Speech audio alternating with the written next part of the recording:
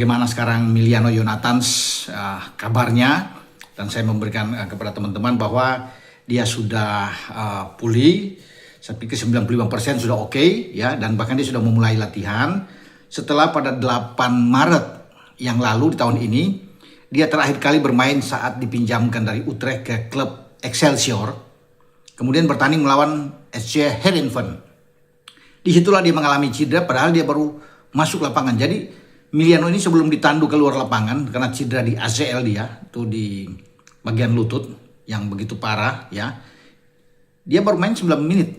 Jadi hanya 9 menit sebagai pemain pengganti. Dan juga terjadi insiden di sana dengan pemain pengganti dari lawannya dari Heerenveen. Namanya Kristan Petrov, ya, pemain Bulgaria yang juga di FIFA Series yang lalu Christoph Petrov ini datang bermain di Jakarta, ya. Nah, itu ya musibah yang dialami oleh Emiliano. Sehingga dia lama kena ACL ya dari bulan Maret dan sampai pada bulan kemarin dia sudah merasa oke, dan di Agustus ini dia mulai pelan-pelan untuk berlatih. Itulah namanya itu masuk, ya, di dalam perhatian John Heertman sebagai pelatih untuk di bulan depan ada FIFA Asian Cup, ya. Dan memang belum final call, kalau bisa dikatakan masih akan berubah, dan saya beberapa waktu yang lalu sudah memasukkan namanya ya di dalam daftar list itu, sehingga banyak perdebatan yang terjadi, dan saya pikir ini 95% nama-nama itu akan masuk. Kalau tidak berubah ya itu masuk. Mungkin kalau pergantian 2-3 pemain lah. Jadi sudah sebagian besar, bukan hanya 50%, 70%, 80%, tapi 90%, menurut saya 95%. Tinggal teman-teman lihat aja. Tunggu aja pengumuman. Nah, kembali ke Emiliano. PSSI terus bisa memantau kebugaran dari Emiliano. Dia oke, masuk di FIFA Asian Cup karena dia menjadi bagian penting.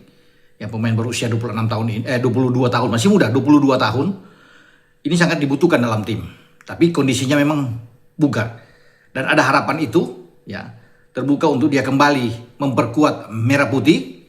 Karena terakhir dia bermain itu di FIFA Matchday, ya, yang sebelumnya tahun lalu itu di Gelora Bung Tomo di Surabaya.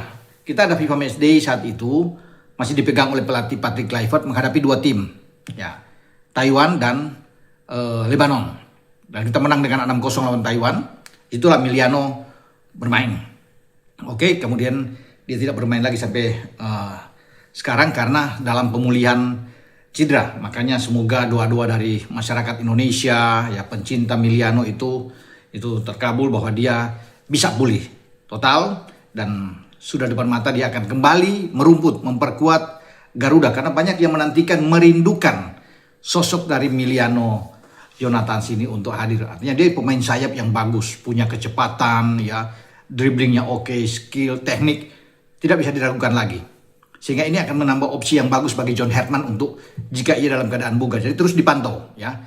Kalau memang dia belum begitu bugar fit, mungkin dia akan tergantikan. Makanya saya bilang kan, di antara 26 nama itu mungkin hanya 2 atau 3 yang akan bergeser untuk nantinya masuk yang lain. Nah, teman-teman, banyak polemik yang muncul yang bicara soal Rizky Ridho ini, ya, yang tidak ada namanya. Kalau bicara soal Rizky Ridho, karena kemarin kan kita tahu bersama di AFF memang dia bukan pada hari yang bagus. Ya, beda kalau dia bermain dengan Jay Isis dan Justin Hubner, oke, terus sebuah chemistry sudah tercipta. Di sana kalau bermain dengan 3-4-3 baik dari zaman STY juga kan sudah terlihat bahwa dia pemain yang konsisten. Ya, tapi kemarin memang harinya tidak baik di AFF dengan ada beberapa kesalahan yang dibuat, ya, termasuk lawan Vietnam dan juga dengan salah komunikasi bersama dengan Cahya saat gol balasan dari Ivan Fandi melawan Singapura yang 1-1 yang membuat kita out. Ya, disitulah. Tapi tidak menutup kemungkinan ada final call terakhir Rizky Ridho akan masuk. Jadi ini info buat teman-teman, ya. Jadi bisa saja dia masuk. Entah, semua tergantung dari John Heertman. Apakah dia akan bermain sebagai pemain inti kalau Jay datang bersama dengan Justin Hubner atau Elkan Bagot, ya, karena kemarin kan ketika Jay yang ada, Elkan yang bermain bagus bersama dengan Rizky. Jadi tergantung siapa pasangan Rizky. Ketika dia tidak diberikan beban yang berat, ya, seperti di AFF, tentunya dia akan bagus seperti yang kita lihat melawan Oman, kan, melawan Mozambik sebelumnya. Kita bisa lihat juga bermain melawan Bulgaria, ya, melawan Saint Kitts.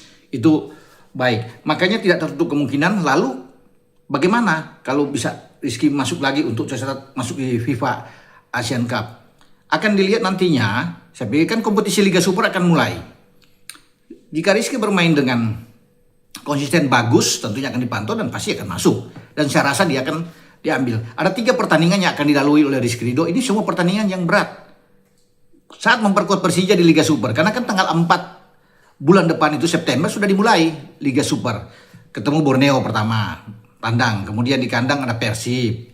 Nanti mereka ketemu lagi dengan Malut. Jadi tiga tim besar kuat. Nah disitulah ditunjuk tantangan buat Rizky Ridho. Dan saya rasa ya ada pintu tidak tertutup kemungkinan dia akan masuk lagi dan dia akan memperkuat timnas.